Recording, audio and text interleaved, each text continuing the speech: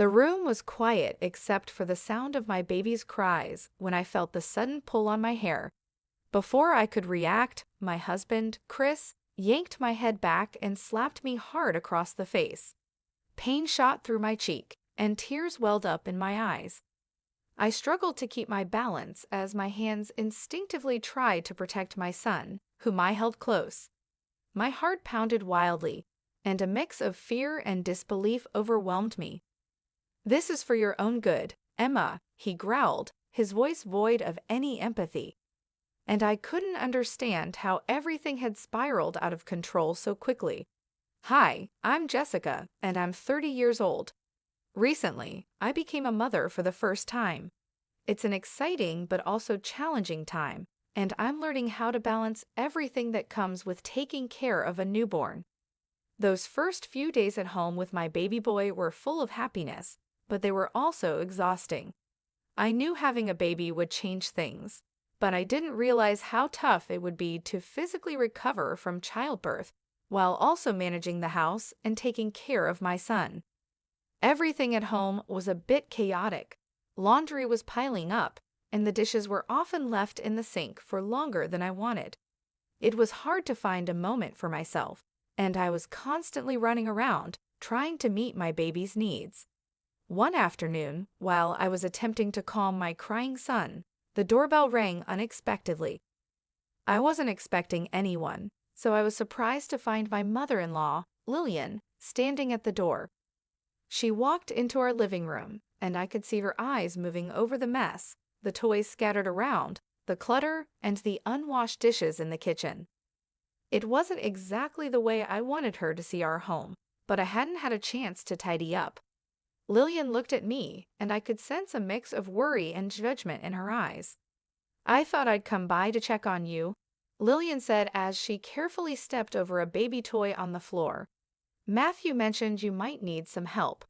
"Thanks, Lillian," I replied, trying my best to sound calm, even though I was feeling overwhelmed. "Things are a bit crazy right now, but we're managing." Lillian didn't seem convinced. She walked into the kitchen, and the sound of unwashed dishes clinking against each other made me feel even more self-conscious. "Looks like you could use more than just a little help," she said sharply. "This place is a mess. Is this how you plan to raise my grandson?" Her words stung, and I felt a rush of emotions, frustration, sadness, and stress all at once. I had been trying my hardest to keep up with everything, but in that moment, it felt like nothing I did was good enough. "I'm doing the best I can," I replied, holding my son a bit closer to me, as if trying to shield myself from her judgment. Lillian sighed, clearly not impressed. "Jessica, being a mother is about prioritizing, and right now, it looks like you aren't prioritizing anything properly." Before I could say anything else, my husband, Matthew, walked into the room. He quickly sensed the tension and tried to smooth things over. "Mom, Jessica is doing an amazing job," he said, coming to my defense. "It's been really tough, especially with the baby not sleeping well." Instead of calming down, Lillian turned to Matthew with a serious look. "You need to help her understand what's important here. It's not just about cleaning the house, it's about being responsible. She's not living up to the family standards." I could see Matthew was caught in the middle. He looked at me, then back at his mother, unsure of what to say. "Mom, let's not do this right now. Jessica is still recovering." But Lillian cut him off. "That's exactly the time when discipline needs to be taught," she said, her voice rising. "If she learns to manage things now, she'll be better off in the future. You can't be too easy on her, Matthew." I was stunned when Matthew hesitated and then finally said, "Maybe you're right, Mom. Maybe Jessica does need to learn the hard way." Hearing those words from my husband felt like a punch to the gut. I couldn't believe he would side with his mother, especially when he had seen how hard I was trying. Lillian gave a firm nod as if she had won the argument. She pushed Matthew toward me, saying, "Show her that this kind of behavior can't be tolerated." In that moment, I felt completely overwhelmed. It wasn't just the physical exhaustion or the mess around the house. It was the feeling of being judged and misunderstood by the people who were supposed to support me. Motherhood was already hard, and I was doing my best, but it felt like nothing was enough for Lillian. That day made me realize how important it is to have a support system that understands what new mothers go through. It's not just about keeping the house clean or meeting family standards. It's about doing your best, even when things feel overwhelming, and having people who lift you up instead of tearing you down. I barely had time to react before Matthew grabbed my hair roughly, pulling me toward him, and slapped me hard across the face. The sound echoed through the room, loud and shocking. It was a moment I'll never forget, a line that should never have been crossed. I held our baby boy close, his cries mixing with the sound of my racing heartbeat. "Matthew, what are you doing?" I managed to ask through tears. The pain from the slap was nothing compared to the pain of betrayal. I couldn't believe this was happening. "This is for your own good, Jessica," Matthew said, his voice flat and empty. He didn't even look me in the eyes. "You need to learn." The room fell silent. The only sound was the soft whimpers of our son. Matthew glanced at me, his face showing a mix of frustration and embarrassment, but it didn't feel like an apology. Lillian, his mother, stood there with a stern expression, not saying a word, but her presence alone was enough to make things worse. She didn't move, didn't flinch. She just stood there, watching, as if she had expected this to happen. What was supposed to be a visit to help me had turned into something else entirely. Instead of support, I got judgment, and now this, a slap that shook my entire world. It was like everything I thought I knew about family was crumbling around me. As Lillian prepared to leave, she whispered something to Matthew at the door. I couldn't hear all of it, but her smug look and Matthew's troubled face told me it wasn't anything kind. I could feel the coldness in the air, and it made my heart sink even more. That night, after the chaos of the day, I rocked my son to sleep, trying to soothe him as much as myself, but the fear and dread wouldn't leave me. What was supposed to be a loving family now felt like something else entirely. It felt like I was being judged, like I was on trial, and I was failing in their eyes.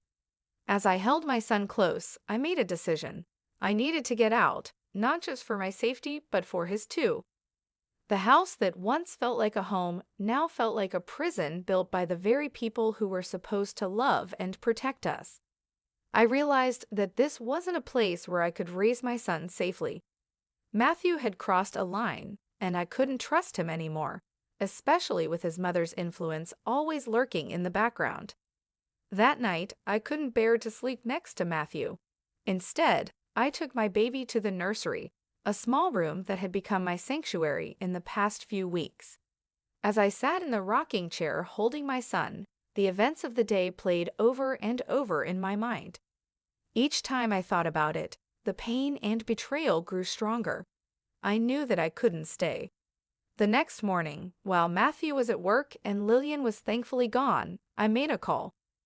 Rebecca, a close friend who had offered her help before, answered quickly. "Becca, it's me. I need the help you offered," I said, my voice shaking with a mix of fear and determination. "Say no more, Jessica. I'll come by today with my truck.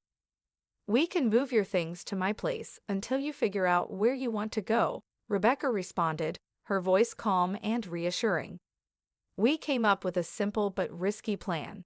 During the day, I would pack as much as I could, just the essentials for my son and me. Rebecca would come by in the evening, and we would quietly move everything out before Matthew came home. I knew I couldn't face him again, not after what had happened. It was dangerous to stay, and I couldn't risk him or Lillian finding out what I was planning. As I packed, my heart raced, but I knew it was the right thing to do. This wasn't just about me. I had to protect my son and give him the safe, loving environment he deserved. I couldn't let him grow up in a house where violence was acceptable, where control and manipulation were the norms. Leaving was hard, but staying would have been harder. This was the beginning of a new chapter for us, one where I could finally breathe and my son could grow up in peace. I stood there, thinking about what would happen if I faced Matthew again. He might try to apologize, or worse, Lillian might convince him to continue controlling me. I couldn't let that happen. I knew I had to leave. All day as I packed my things, every baby outfit and toy felt heavy with memories. I couldn't stop thinking about the life I had imagined, the family I had wanted to build with Matthew. But the sharp memory of Matthew's slap and Lillian's cold, judgmental eyes reminded me that staying wasn't an option anymore. By late afternoon, most of my things were packed into boxes. I hid everything in the garage, trying to stay calm and focused. Rebecca, my best friend, arrived just as the sun began to set. Her arrival felt like a glimmer of hope in what had been one of the hardest days of my life. "Are you ready?" Rebecca asked as she stepped inside, looking at the boxes and bags scattered around. "As ready as I'll ever be," I replied, holding my baby boy a little closer to my chest. I had to do this for him, for both of us. We moved quickly, loading everything into her truck. We worked silently but efficiently, as if we had done this 100 times before. The last room I packed was the nursery. It had been my little sanctuary, the only place in the house where I had felt safe and at peace. I took one last look around, saying a quiet goodbye to the life I had dreamed of having with Matthew. But I knew now that this dream was over. As we drove away, I watched the house fade in the rearview mirror. A chapter in my life was closing, and though my heart felt heavy, I also felt a flicker of hope. My baby slept peacefully in his car seat, unaware of the big change happening. But finally, I knew he was safe. This was the first night of our new life, a life where fear and manipulation no longer had control over us. When we arrived at Rebecca's place, I felt a wave of relief. Her home was filled with warmth and safety, a stark contrast to the oppressive feeling that had taken over my own home. Being there made me even more determined to make sure Matthew and Lillian couldn't hurt us again. I realized that simply leaving wasn't enough. I needed to ensure that they couldn't twist the story in their favor or ever put someone else through what I had experienced. I started by reaching out to family and friends, pretending I just wanted to catch up. During these conversations, I carefully gathered bits of information, slightly recording any mentions of Lillian's controlling behavior or Matthew's strange willingness to follow her lead. Some people were hesitant to talk, but many hadn't realized how deep Lillian's manipulation ran. Over time, I began to collect text messages, voicemails, and even recorded calls that painted a clear picture of what was really happening behind closed doors. The most valuable piece of evidence came when I managed to record a video of Lillian coaching Matthew on how to control me. Her words made it clear that this wasn't about concern or love. It was about power and control. Once I had gathered enough evidence, I decided it was time to confront them. I chose a family gathering hosted by Matthew's sister. It was a neutral place, with plenty of family members present. Some of them had already hinted that they were uncomfortable with the way Lillian dominated the family, so I hoped this would be the right time and place to reveal the truth. On the day of the gathering, I was nervous. My hands shook and my heart raced, but I knew this had to be done. I arrived with Rebecca by my side, her support giving me the strength to go through with it. As I walked into the room, I could feel the tension. People greeted me with quiet murmurs, but everyone seemed to know something was off. Word about Matthew and Lillian's behavior had spread through the family, and even the relatives who lived far away had heard rumors. After the initial greetings, I took a deep breath and prepared myself for what was to come. It was time to show everyone who Matthew and Lillian really were and to finally take control of my life again. I stood up, my hands shaking, but my voice was steady. "I have something important to say," I began as everyone in the room turned to look at me. I could feel all eyes on me, but I knew this had to be done. It's about Matthew and his mother, Lillian, and how their actions have affected not just me and my son, but the whole family. Matthew looked shocked, and I could see the fear in his eyes as he tried to stop me.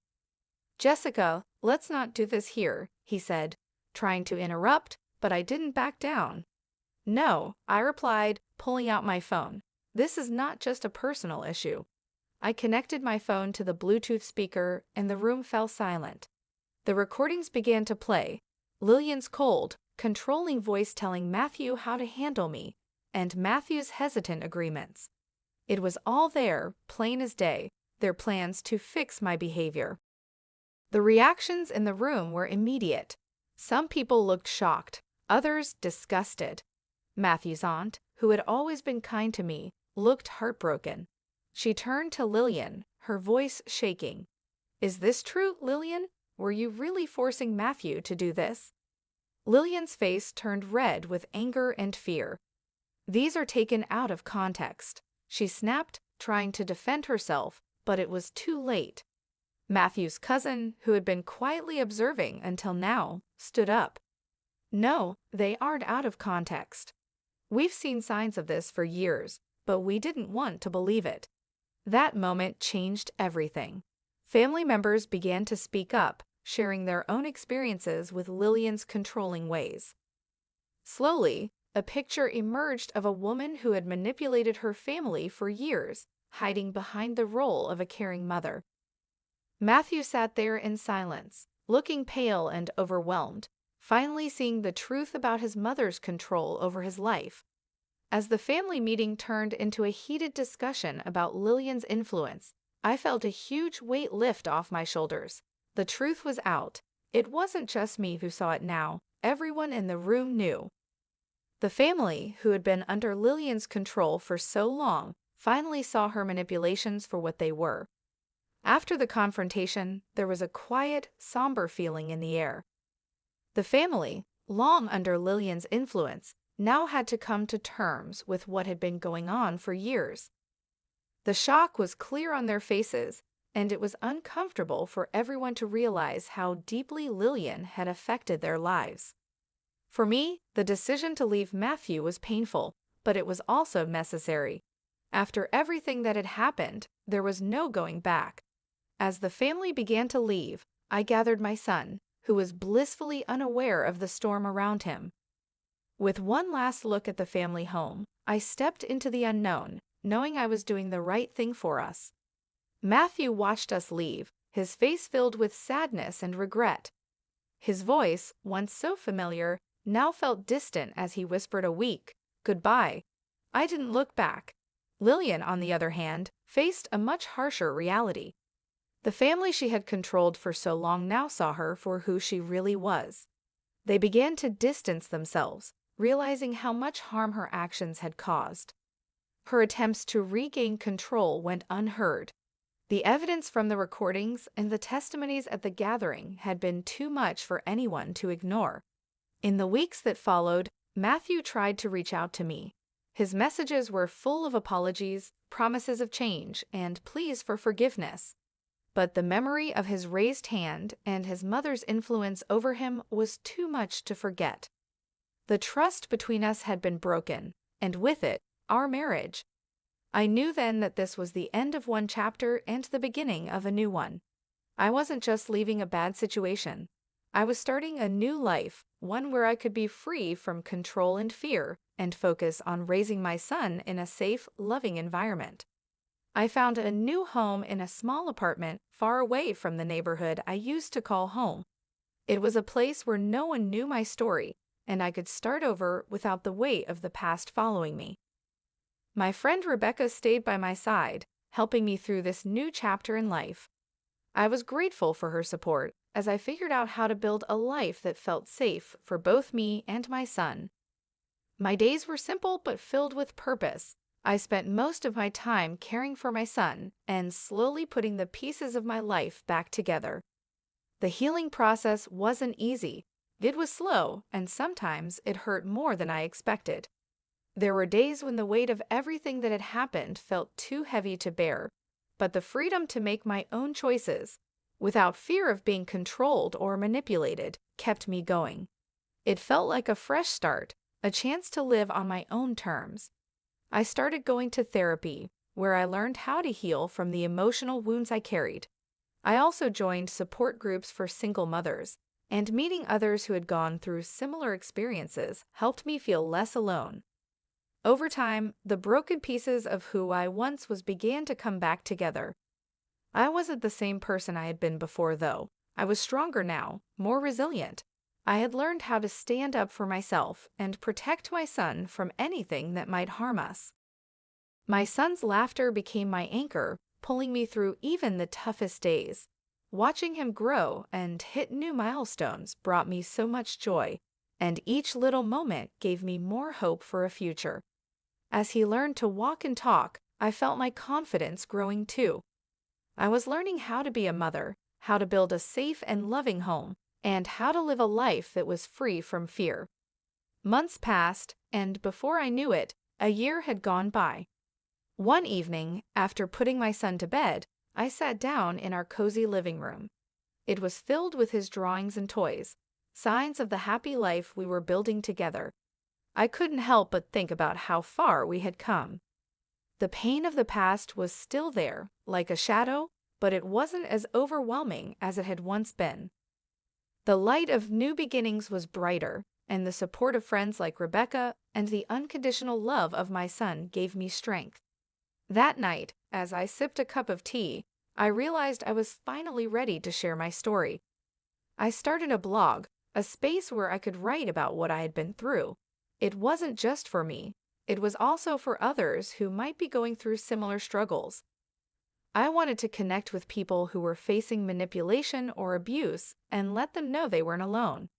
Every blog post I wrote was a step away from the victim I used to be and a step closer to becoming someone who could help others.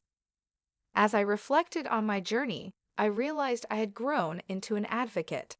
I had found my voice, and I was using it to speak out against the kind of control and manipulation I had once lived under.